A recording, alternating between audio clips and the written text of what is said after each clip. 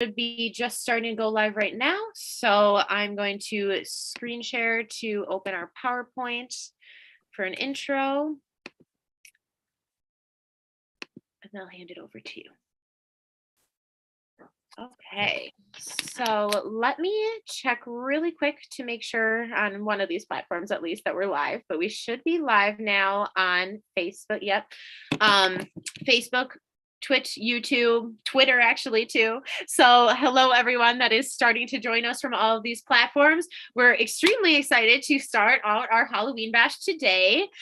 This is our first stream that we're doing for the next 8 days. We have at least one stream. Some of the days we have 2 streams every day. Some of them are private master classes, but I'll talk more about that later. So today we are here for Ghosts in Ancient Egypt, led by Dr. Rita Lucarelli.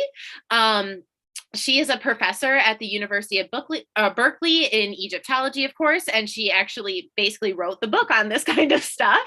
So I'll let her talk more about that when she introduces herself in just a minute. Really quick, we're just going to go through some things about SASA. So again, this is the beginning of our Halloween bash. The goal of our Halloween bash is to get 20 new monthly subscribers, which you can do for as little as $3 a month. So this like greatly helps our organization. Almost everything is run by volunteers.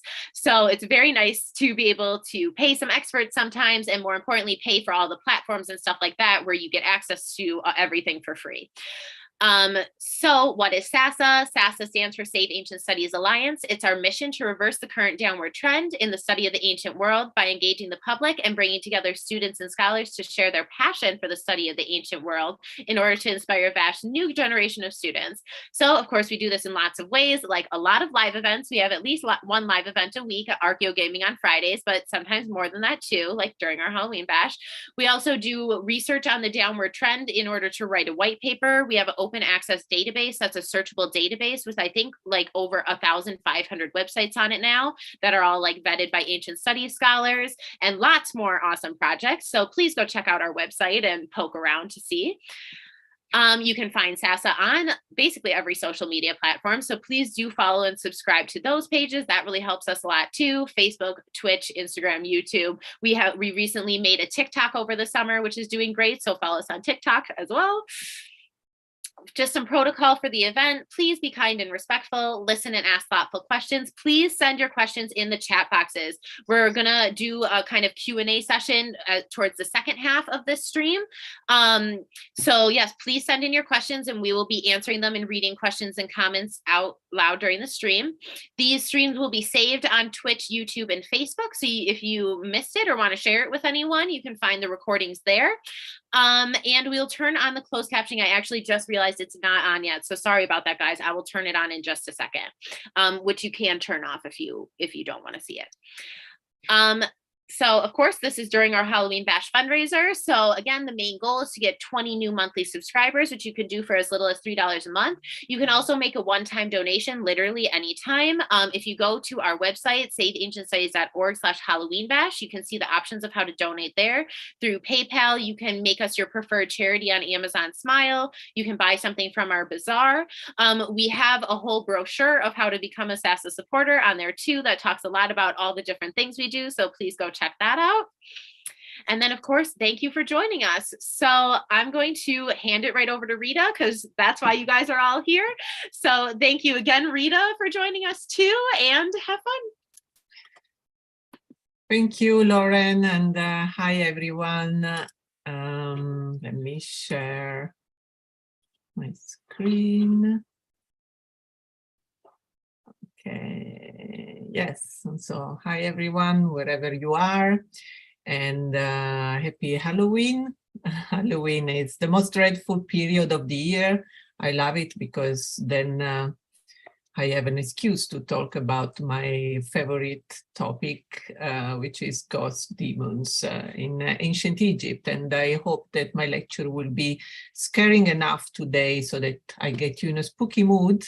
but also that it will stimulate your interest in the world of the ancient Egyptian ghost and the restless dead in ancient Egypt. And among the ancient as well as the modern people, there are beliefs, visions of dead souls and bodies returning on Earth, what in the modern Western folklore we will call ghost experiences, which became indeed the subject of many stories where the dead can find no repose and wander near their graves, menacing the passers-by or interfering in their in the daily life of the living. And the anger of the dead is particularly feared by people, and therefore the dead must be appeased by offerings and rituals, what forms the so-called cult of the dead. And so today I will try to resume a few significant iconographical and textual occurrences on ghosts and revenants in ancient Egypt. And I will conclude also with an attempt to compare the ancient Egyptian beliefs in ghosts with modern Islamic practices in Egypt. And I like to start with this impressive figure of an enemy with an axe embedded in his head. It comes from the tomb of Ramses VI in the Valley of the King, Cave A9 is the name of the tomb.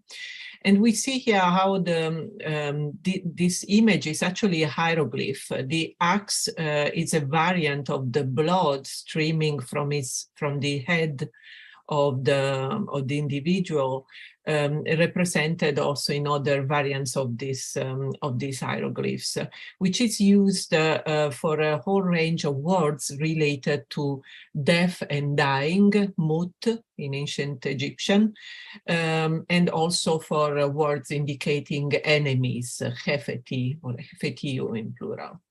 Here, the hieroglyph has been used in large scale in the decoration indeed of the tomb of Ramses VI in order to represent one of the mutu, the damned dead, who were condemned to stay in the Egyptian hell, in those dark regions of the underworld where only the sun went through in his bark during the 12 hours of the night, as represented in the so-called book of Amduat, what is in the underworld, which decorates most of the royal tombs in the New Kingdom. And we can see another variant of this glyph here. If you look at the second column from left, at the second column, at the end of the second column from right, is a peculiar variant on a coffin of the 25th dynasty belonging to Taneta. The inscription is part of a hymn in which Taneta claims to be the one who justified Osiris against his enemies. The sign representing an enemy shows a man with arms tied behind his back and his head chopped off. And again, this is a variant of the hieroglyph we have seen before. Other examples of these hieroglyphs used also in tomb decorations is in those representations of damned and enemies in the 7th and 10 hours of the Amduat. Again, we see the enemy's hieroglyph with the head chopped off. And this is from the tomb of Amenhotep II. And the same damned dead are represented as drowned souls in the Nun, the primordial ocean in the 10th hour of the Amduat. And especially here in the 7th hour, we see also a god with cat ears punishing those not blessed dead. So beside these representations, though, there are not many iconographical occurrences of the non-beatified dead, the ghosts and revenants in ancient Egypt. Different pro-modern cultures, when the return of the dead from the tomb is represented through skeletons and skulls, in ancient Egypt, we will never see such a representation of the dead. There is a sort of aesthetic respect for the dead, while monstruosity is left for evil demons, sometimes also for gods with a protective character. And so, since in the ancient Egyptian art and iconography, ghosts and revenant dead are not represented, it is difficult to inquire on these beliefs only on the basis of the iconography. We need rather to look at magical and literary texts in order to understand how the ancient Egyptians conceived the existence and manifestation of the spirits of the dead. And in the iconography, we rather see the glorified dead who is well settled, busy in the journey in the underworld, and represented as a living, and those depictions are in fact numerous, especially in the Book of the Dead papyri. They were almost obsessed in representing the beatified dead in funerary monuments, on objects, papyri. So the deceased always being represented as a healthy man or woman. As we can see in this example of Book of the Dead papyrus of the Ptolemaic period. And in tombs also, the deceased looks always busy with receiving offerings, enjoying the abundance, fertility of the so-called field of offerings in the netherworld as a sort of Egyptian paradise, as we see in the famous tomb of St. Nejem in Deir el-Medina. But so where are the manifestation of the evil dead and the ghost who should scare us, same as the poor man in this picture? In religious and magical iconography, we cannot find nothing similar to what we are used to see in the Western imagery, medieval and modern, about the revenant and evil dead, for instance, in horror movies. And I have chosen to show this flyer since in the class, since this is a classic of the genre, Evil Dead, and the story is about the discovery of a Book of the Dead, therefore reminding of the ancient Egyptian most famous collection, funerary text. And this discovery leads five friends to summon up revenant dead living in the nearby woods. But for a better understanding of our ancient sources on ghosts, we should first of all start from a question of definition on a comparative level. What is a ghost, and how can we define the roaming dead interfering in human life according to the ancient Egyptian way of thinking about funerary religion?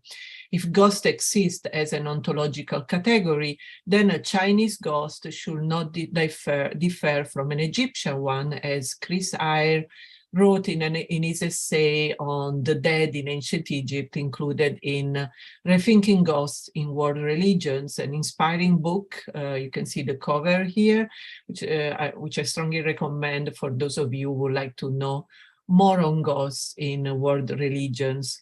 And indeed, in world religions, the spirits are divided into different levels, from the highest levels of what are called angels in theistic religions to more benevolent spirits or more bad spirits and demons in polytheistic, but also in monotheistic religions. And so while the bad spirits create a sort of disturbance in the life of humankind, the good ones are instead asked for help. And so this leads also to the second important aspects of believing in spirits and in ghosts. Human beings can communicate with ghosts, with spirits of the dead in different ways. They can ask favors to them. They can summon up those spirits for their own good.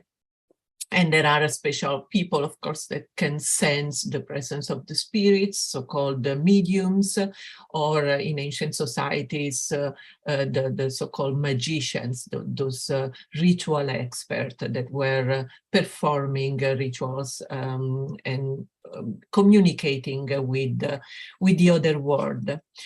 And Hey, Rita, sorry to interrupt, but we got a question from the audience if we can make your screen share bigger, which I thought it was already full screen, but just if there is a way to, great. If not, then cool. I'm looking at the images still. So sorry to interrupt. No problem. I'm not sure. I mean, I can try another way to Yeah, I think this maybe, might be the biggest way though. is this better? It looks the same to me. So that's what I thought, that it's already the fullest one that you can do. I'm not sure. I can't read the things at the top. I'm not sure if one of those would make it bigger, but we can like see the next slide thing at the side. I see. So Yeah. maybe I can do instead a portion of screen. Oh, there we go. That's better. Yeah, that's bigger. It's a tiny bit. Yeah, there we go. Yeah, That's perfect. Thank you so much. It's a tiny bit cut off on one side. There we go. Yeah, let's see. What about this? Yes, that's perfect. That's much bigger. Yeah. Thank you so much, Rita. Thank you. No problem. Thanks for letting me know indeed. Yeah. I don't know indeed how it looks from home. And so in ancient Egypt, so speaking about comparative categories, in ancient Egypt, we called the natural, we translate the category of nature as gods, because that was the Greek translation with theos. But the category of God in ancient Egyptians is much wider than what we see as God. And so it includes also minor gods who have no cult on earth. It includes the spirits, but even the pharaoh could be nature, or the dead could become nature. So the idea of the divine is much wider in ancient Egypt than what we could think. And when they have bodies, the nature may hardly be distinguished in gods, spirits, and demons, since they share the same hybridity as well and attributes. Particularly interesting is the representation of a nature creature inhabiting the Duat, the netherworld, called Medjet. You see it on the upper left side of the slides, who resembles a bit the image of a ghost in the shape we are used to imagine for a ghost. And indeed, this god, we could call it minor god because it only appears in the underworld. He has no cult as well on earth. Became a popular icon in the Japanese Egyptomania. But in reality, Medjet is a smiter god, shooting with his eyes, yet unseen, as it is said in a spell of the Book of the Dead, spell 17.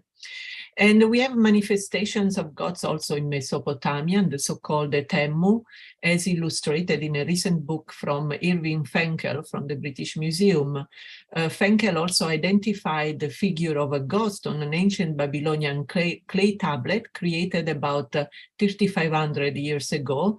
And that's part of an exorcist guide to getting rid of unwanted ghosts by addressing those ghosts. And we see here represented a ghost in need of a companion that is shown walking with tied ends and guided by a female figures.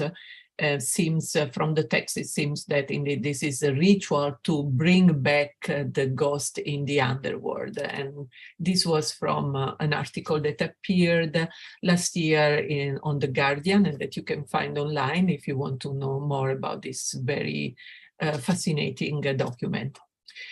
So ghosts everywhere, and we cannot talk about ghosts and revenants in ancient Egypt without talking also about demons, how to define demons in ancient Egypt.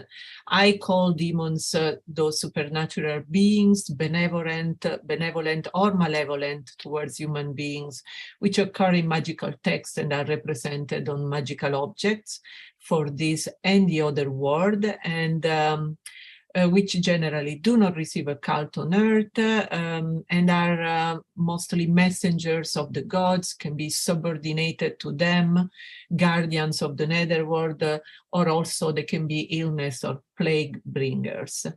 And malevolent demons are extensively mentioned with epithets like slaughterers, wanderers, especially in texts of daily magic. And we can see how in this text those malevolent demons are put together in the same category with the metu, the damned dead. They are listed together in a so-called apotropaic list, so list of beings to be warded off. Ontologically speaking, I like to distinguish demons from the spirits of the dead, since demons have no previous life on earth, differently from the dead. And when dealing with the dead, we deal with the conception of death as a dissociation of a soul and a body, as Assman also wrote a lot about. Or even more, we intend two parts or more than two parts composing a human being. And that's not the same for demons. And probably most of you are already familiar with the ancient Egyptian conception of the person after death. We have different components that constitute the person after death, not only the corpse, but also the ba, the ka, the ak, and the shadow. But so the question is, which of those components of the person after death can be considered as manifestation of a ghost or restless dead on earth? From the iconographical sources, this is not clear at all. In the Book of the Dead Papyri, we have a few vignettes from spell 92, that is a spell for opening the tomb for the soul, for the ba, and for the shadow going forth by day. As you can see in the vignette of this papyrus, or also, and this is another variant of the same vignette, so we see the ba bird coming out of the tomb. We have another spell 89 of the Book of the Dead, for making the ba attached to one's corpse, also represented in, as you can see here, as a sort of black silhouette. We have many variants of this vignette, and we have also a very interesting, this is another one, another variant of the vignette. We have this interesting wooden Osiris recumbent figure of Tutankhamun on a bier with the ba bird and the falcon near him. So the ba has to return to the body. In order for the body to stay intact and for the spiritual part of the deceased then to travel in the netherworld. And we also, I found at least one mention of a bed ba in Magical Papyrus, Chester BT 8, where it is said, your bed ba, Babin in Egyptian, who has come from a tomb because Geb has not admitted you. And so maybe here it is referred to an evil dead or ghost, but unfortunately there are not many other occurrences and not any other occurrences of this expression, so we cannot really know exactly. We know that sometimes Bao in the plural are referred as hostile powers coming from the gods. And the part of a person instead that whose function resemble more that of a ghost or restless dead is the ak.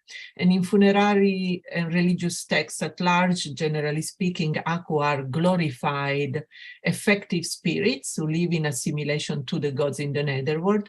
But the term is used also in magical spells to refer to dangerous spirits to be warded off, similar to demons. And ak is also the term used in two literary ghost stories from ancient Egypt. The first and most famous story is incomplete. It is preserved of a number of Ramessid ostraca, and it tells about the high priest Khonsem Hab from Thebes, who summons the spirits of the dead who complains for not having a tomb anymore. And so Constant promises him to provide to his funerary cult. So the spirit here is not scary it's not a scaring ghost. The text is really articulated as a dialogue among the livings. So, but it's still a ghost, a spirit of the dead coming back on earth. We have also published in the 60s by Posner in Reviewed Egyptology, another fragmentary story taken from a papyrus where another ghost has been summoned, this time the manifestation being described more in a ghostly way, let's say. Unfortunately, this story is missing the beginning and the end. It's very fragmentary, and it seems to involve the pharaoh giving instructions to one who seals in charge of making offerings to a spirit. And so there is also reference to spitting as a sort of magical gesture, but the text is really too broken. We don't know what's really going on. After the one who seals place the offerings, the spirit is described as levitating in the air, and that's why this is called the tale of the levitating ghost. And so a spirit floating between sky and earth. And the spirit is also introduced, he introduced himself as Kentika, the son of a man named Senefer. And unfortunately then the text is interrupted. And so these ghostly spirits with whom the living dialogues are mentioned also in peculiar genre of documents from ancient Egypt, the so-called appeals or letters to the dead. And we see here a famous example kept at the Petrie Museum, coming from a Middle Kingdom tomb of a woman, a cow in southern Egypt. It is about the son addressing his parents. We see here the translation of the text where he speaks to his mother, but outside the bowl, but the bowl is inscribed inside and outside. And most of those letters to the dead date to the Old Kingdom, First Intermediate Period, and were found in tombs or near tombs, many of them written on bowls, so that the dead would see and read the text when he's going to look for offerings. That's what we think. And these are very interesting documents because we see how the Egyptian believed that the dead were very powerful and they could help the deceased in earthly affair. They could put an end to a problem, even intervening in the tribunal of the underworld. And to know more about the letters to the dead, I really advise you to read the new study that you see the cover here, by Julia Tissier on this fascinating genre of text. And on this regard, I had to think to the custom in modern Egypt to write letters to the deceased members of the House of the Prophet, such as Sayyida Zainab, and to eminent Muslim scholars like Imam el-Shafi'i, and deposit those letters on their shrines. I don't have much information on this, but I know that an Egyptian Egyptologist has found one of these letters being identical to an ancient Egyptian one, which is pretty interesting. And Aku, the spirits are also the ancestors. So the cult of the dead, the cult of the ancestor is prominent in ancient Egypt, but involves generally a person securing the afterlife for themselves or immediate relation. We don't have much evidence on that ancestors from previous generation received special attention. We have some ancestor so-called bust, specifically from the Amarna period, and others in Deir el-Medina. Very interesting are those stela, like the one you see on the right, so-called Ak, Iker, and Ra stela, so the excellent spirit of Ra stela, from the expression used in the text, that generally show the deceased sitting on a chair, smelling a lotus flower, and those are dedicated to dead members of the family. Those are, of course, not the dangerous dead, but definitely speak about the need of communicating with the dead.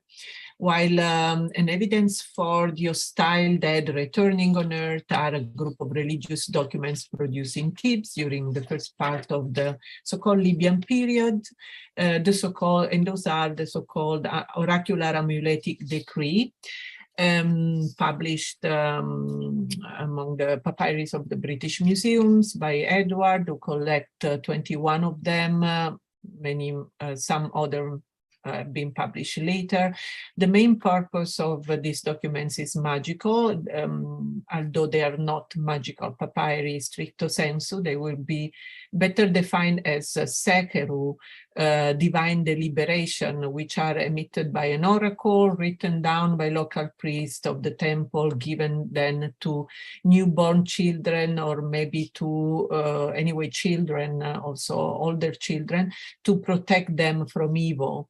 And so they represent a world of belief that is almost complementary to the official cult of Amun-Ra, which is praised, who is praised in the hymnical literature of the period.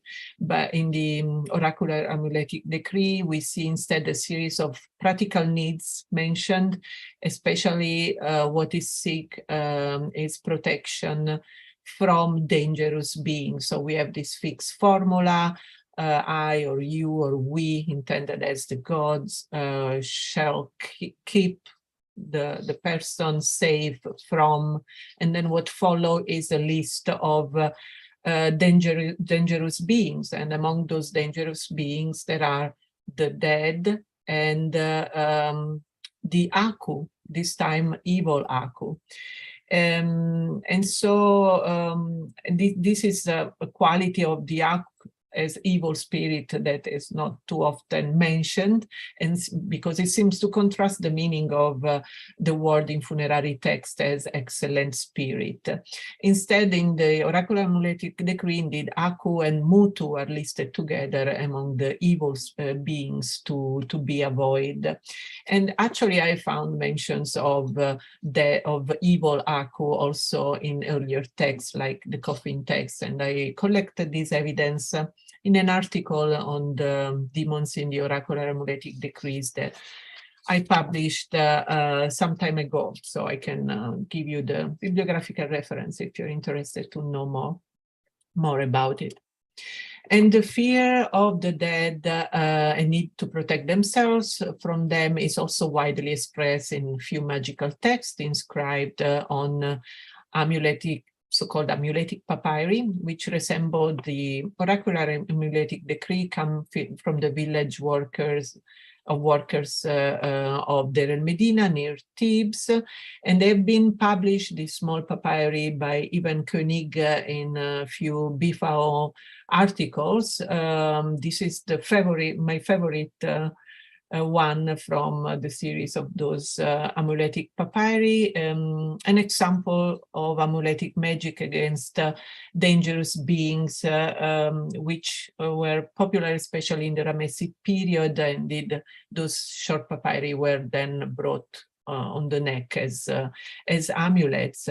And so what we see here are some magical iconographies, some of this iconography is taken from religious funerary texts like the Book of the Dead. There are amuletic images like the Eye of Horus, but what this text says, that's a working translation. It speaks about a male enemy, male dead, female dead, opponent who comes in order to attack Mutemheb, born from Isis, during night, during day, and in every moment. And then he says, you will be destroyed in your tomb, persecuted with violence, a net will be placed against you in the sky, Set will be against you on earth, and so on. You can read yourself, I get. And so we see here the hostile nature of the spirit called first through a general invocation of all male and female opponents.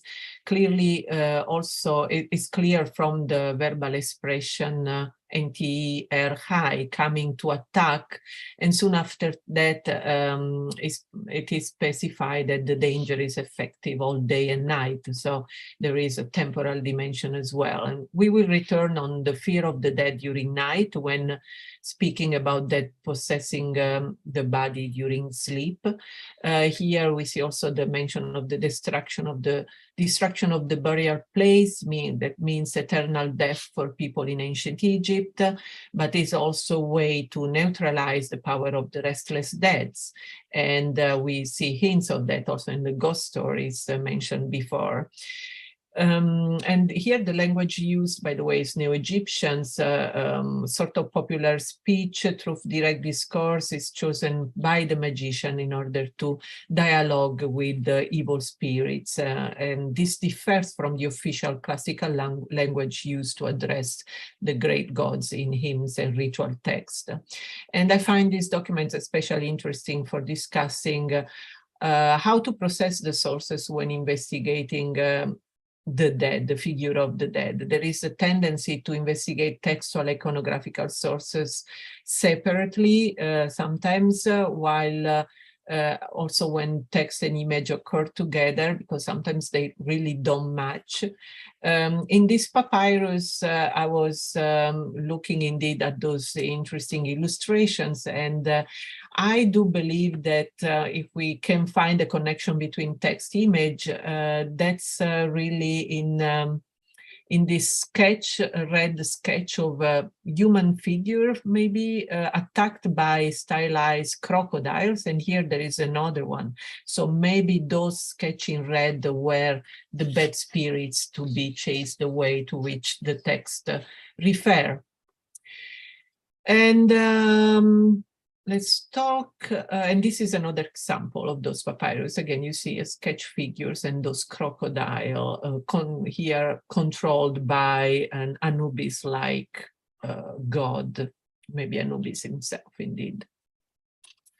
We have also text mentioning nightmares. They are not represented, but I really love John Henry Fusili's painting The Nightmare from 1781, which is a classic account of sleep paralysis made by a demon who is commonly represented indeed in the coming from the dark of the night with monstrous appearance. And the ancient Egyptians didn't represent nightmare demons, but we have headrests that are decorated with spells against nightmare demons, and those images which seem to represent a sort of helpers, monstrous helpers. They were supposed to chase away the night terrors, as the Egyptian call nightmares, night terror, sleep terror,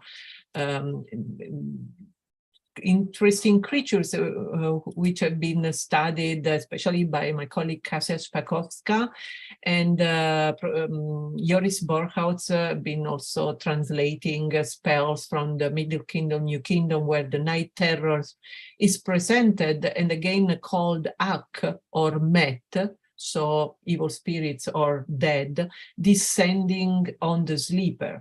And so this is well expressed in the spell from Magical Papyrus in Leiden that you see in translation here, where the text is introduced as a book of dispelling terrors which come to fall upon a man during night. And so the Egyptian term high used for descending can also meaning to fall upon, and this feeling of being crushed after by something monstrous coming down on the sleeper is indeed really representative of what is a nightmare, also in other languages, including Arabic or Swahili, where indeed the nightmare always falls from the sky.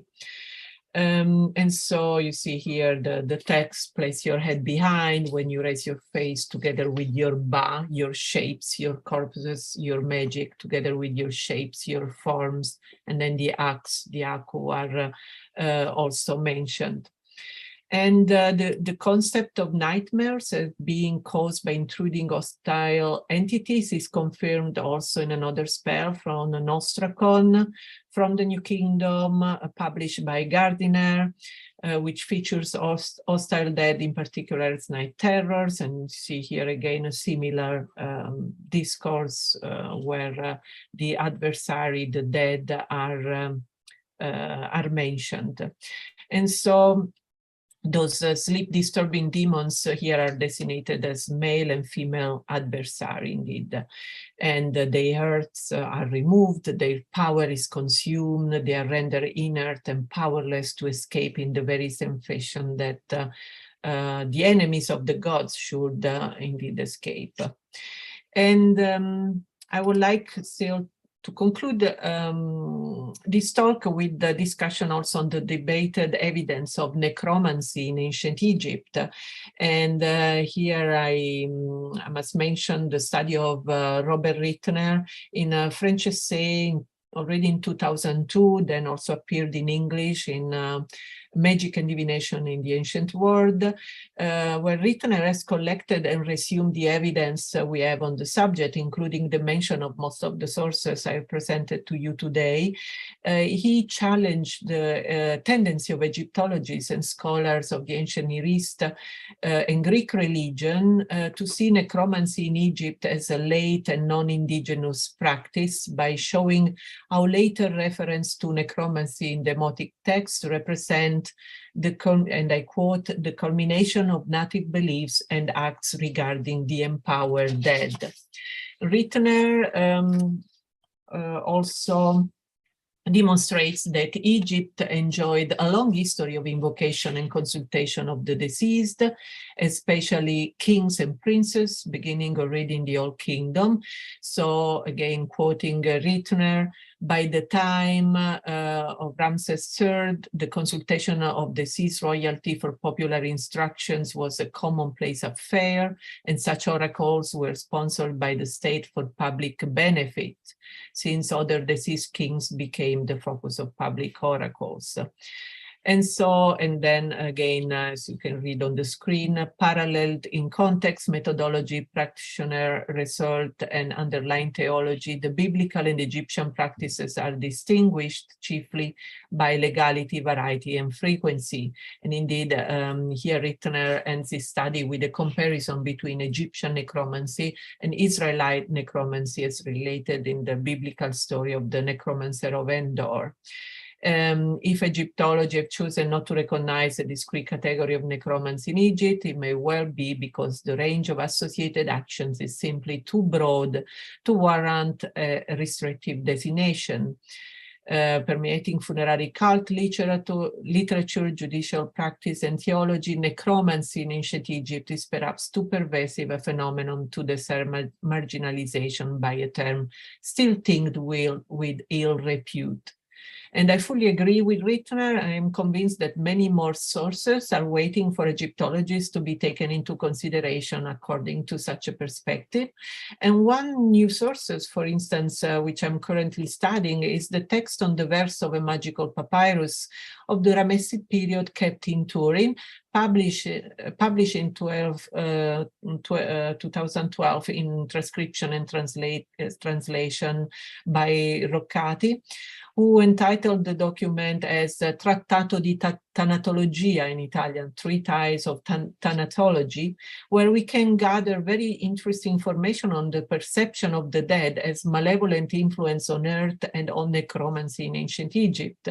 Even just from a general look at the text, it is striking how often the death determinative in its cursive variant occurs through the papyrus. I can show you the transcription from Roccati, and you can see here the met are these signs here. It occurs a lot, and well, you can see that also in the translation. So it occurs basically almost in every line. And so it's very interesting text, as you can see, to pour in his posteriors for 2 days anointing. This shard has been brought to ward him off. A limb has been placed on the head of a dead male whose head face left and is turned below, and so on. A great text for Halloween, I will say.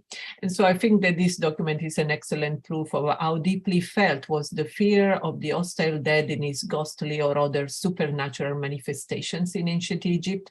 And I do hope to be able to work more on this subject also on a comparative level, especially inquiring on parallels with other ghost beliefs in Africa and in modern Egyptian folklore. Indeed, I think it's interesting to compare beliefs in ghosts in modern Egypt, the so-called genes, and including the category of the Afarit, provide an interesting and stimulating point of comparison to understand the nature and function of their predecessors in the pharaonic period. And such a comparative analysis may give us also an insight into the survival of the ancient Egyptian religion in the modern Egyptian folklore. Jinn indeed is from the Arabic root Janna, which means hidden, as they are obscured from human sight, and based on the Quran, they are created by God from smoky fire, but then also they are given reasoning and free will. Thus, they are also morally, religiously accountable like human beings. They also live on Earth and in a kind of parallel dimension. So they see us, but cannot be seen, although some people say that they can hear them. So the story about genes Afarites are really interesting. They're very popular in modern Egyptian beliefs. Stories of Ifrit especially were highly prevalent in Egyptian culture up until the Second World War, when British soldiers visiting the pyramids reported that they had been warned by the local Ifrit living in the desert in the form of a dog, which would lead them astray until they became lost. And so indeed, these tales were described in an article published in the anthropological journal Folklore in 1908, and in an old issues of another journal, Man, which are really entertaining to read. Especially because it is interesting that the Afrits were believed to haunt ancient cemeteries and tombs, including the tombs of the pharaoh, so the ancient Egyptian monuments, and they became symbols of the everlasting power influence of the magic of the pharaoh, which is fostered by Islam and the Quran as a symbol also of the unbeliever. So the pharaoh is the great magician, as modern Egyptians often say. And people say that it was with the help of the jinns that the ancient Egyptians were capable of building the pyramids. That's some common voices still around. And we have famous stories about pharaohs and his confrontation with the prophet Musa, where the pharaoh gathers his magicians to fight Musa, and they use all their witchcraft and magic about him, but Musa throws his sticks, which change in a snake who eats all the evil appearances called up by the magician. We have similar story also in the Exodus in the Bibles. And so then the magicians turn to the pharaoh and say, this is not magic, this is something else. So many people say that the ruins of temples and graves from this ancient period are haunted by spirits who protect the place from intrude and grave robbers. And these spirits are tied to these places by the powerful magic of Pharaoh. And many stories relate to the terrible consequence of violating these graves. So these guardian spirits are equated with the jinns. And what is interesting is how this living conception of magic are projected into the past. So Egyptians say that the pharaohs protected their graves and sanctuaries by tying a jinn to the spot by means of witchcraft and magic, with instructions to harm anybody who enters the protected space. And we have also stories accounting for the consequences, harmful consequence of opening an ancient grave with the right without the right protective measures. And so we could say that the magical spells for protecting the grave still work in some sense, maybe even more than the fear of official punishment for trying to open ancient tombs. And so tomb looters seem to maybe fear the revenge of the spirits protecting the grave still today.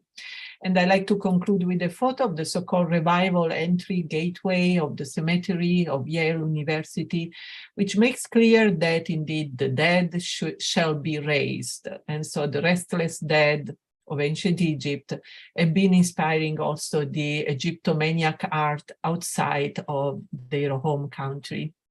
And with this, I thank you for your attention, and I'm happy to answer some questions. Thank you so much, Rita. That was great and so interesting, and so much detail on so many different aspects of this topic. It is really interesting to me. I really like the last parts you were talking about, comparing things to like modern Egyptian beliefs and other African beliefs too. Egyptian stuff is so often compared to Greco-Roman things and European things, and not as much compared to other places in Africa. So like that would be so interesting to hear about that and learn about that. So we did get one question in the chat so far, but really quick before we read off that question, I just want to mention that we are going to be streaming our Archeo Gaming stream on Twitch in about 10 minutes. So I'm going to turn the Twitch stream off for this in a few minutes. So if you're watching on Twitch right now, I am sending the link to the YouTube channel if you want to keep on with this stream. And I will send the Twitch link at the very end of this for people to hop over and watch us do some Archeo Gaming. So there is a question that I sent in the chat, and it actually has a few names of Egyptian gods that I will totally butcher if I read it. So Rita, if you can see the chat, it's a very lovely question. Yes, it's about Apophis, if it can be classified as natural, and the ancient Egyptian worshipped Apophis, try to insult gods similar to Satanists who insult God today. No, I don't think so. Apophis wasn't a god, but was an arch enemy, enemy of creation. So a sort of primordial being. It wasn't worship at all. It was the symbol of cosmic evil. So no, we don't have that that kind of worship of evil. No. That was a really good question, because that's the other thing I was going to say too, is that very often it's super easy for people to put things in the context of what we know about today and what we do today. And it's really hard to step outside of that in any ancient history field and get a sense of what everyday people really thought about things, again, especially because it's always a lot of royal texts and archives and things like that. So getting a view of what everyday people would have kind of thought about these things, done in these kinds of situations, is always really interesting to me to try to figure out. So if anyone else has any other questions, please send them in the chat now, because this stream will be ending in just a few minutes.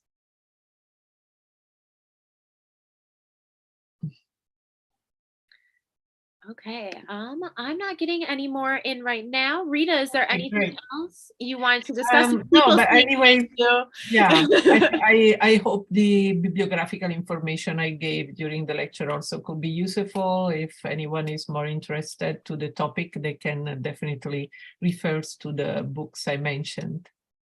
Oh, and we got one more question in. Oh, from Valerie. Hey, Valerie. Valerie's one of our longtime reading group friends. So thanks for joining us. I just sent in the chat. Oh, okay. I see. Do you think our modern white sheet-clad ghosts hark back to the depiction of Medjed? Yeah, no, it's, I don't think it's related, like directly related, but it's funny how Medjed really looked like what we imagine as a ghost, right? Also for a Halloween costume, the easiest costume ever, you take a white sheet and put it on you as a ghost, and that's how Medjed looks. So really curious shape, let's say, for a god. Right. Actually, when you sent us over that picture with that shape on it, for the advertising, I was like, wow, I've never seen this before. Like, what is this? It's literally like a modern looking ghost depiction in this. I Yeah, love that. I thought it would really fit Yeah. Oh, it was so perfect. Yes.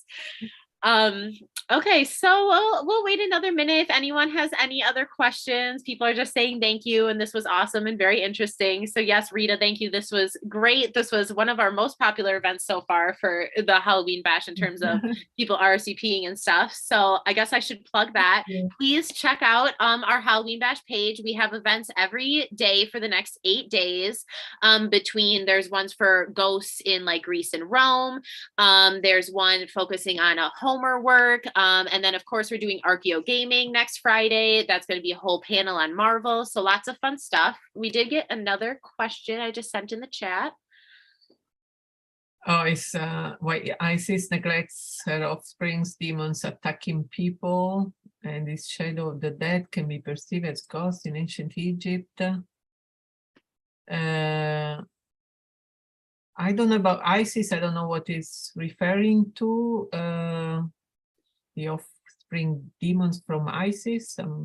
Maybe, I mean, goddesses like Bastet, Sekhmet, they can send demons to punish humankind in certain myths, definitely, or they can be just sent to bring some illness on earth. And the shadow, yeah, could be seen as a sort of ghost. We don't know much about shadows in ancient Egypt, and I hope there could be some more research. Myself, I'm looking for more information about what is a shadow in ancient Egypt, but definitely it's connected to the idea of spirit manifestations. Very cool. Okay, well, with that, just since we do have another stream starting in just a few minutes, I'm going to send that in the chat. Our Archeo Gaming team, which streams every Friday at 2 p.m. EST, if you don't already know. So follow us on Twitch. That's where they're streaming. They're doing their last playthrough, playing through Immortals Phoenix Rising. So go check that out. It's about to start in like 5 minutes, a little less. And then, like I said, they're also playing next Friday, doing a whole panel on Marvel with quite a few great scholars from different fields of study. So we're really excited about that. But last but not least, thank you so much, Rita. This was so interesting. Welcome. This was really great. You guys can find the recording on the same platforms, YouTube, Twitch, Facebook, Twitter, after this event. Some of them take a little bit to process, but they all should be up by like tomorrow.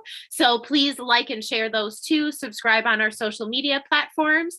And thank you all for coming. You're welcome, and happy Halloween. Right. Happy Halloween, everyone.